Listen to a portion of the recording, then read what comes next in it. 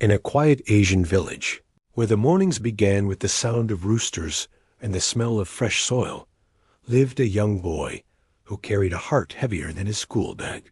He was only 12, but life had already begun to test him in ways he couldn't understand.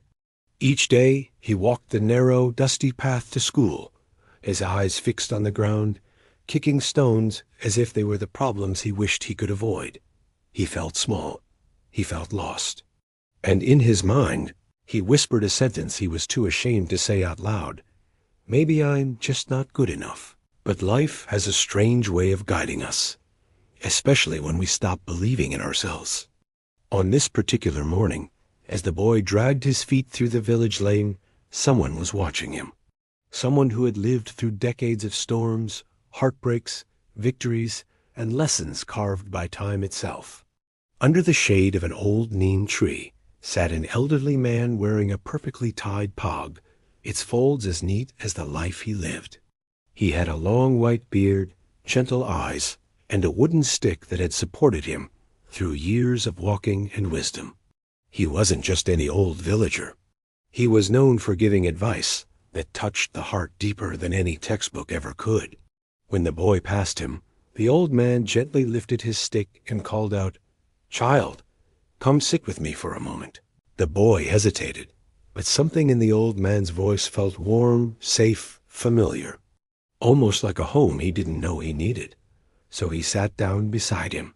For a moment, they said nothing. Only the wind spoke, rushing through the leaves above them. Then the old man looked at him closely and said, "Your heart looks heavier than your bag today." The words pierced the boy. It was as if the old man could see right through his silence. The boy tried to hide his feelings, but the weight was too much. He whispered, "I'm tired. Tired of trying. Nothing I do ever works. I feel like giving up." The old man didn't react with shock.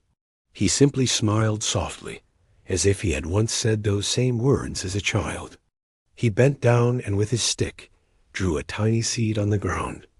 "Do you know what this is?" he asked. "A seed," the boy replied. The old man nodded, then drew a tall tree beside it, its branches wide, its roots deep. He said, "Every great tree you see, every strong one that gives shade, fruit, and protection, once looked exactly like this tiny seed." The boy stared at the drawing. He didn't understand.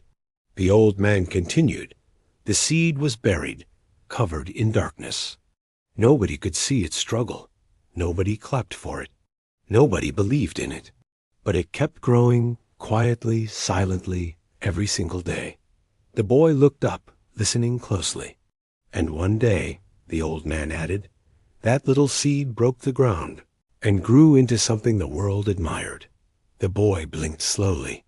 It felt like the old man wasn't talking about a tree anymore. He was talking about him.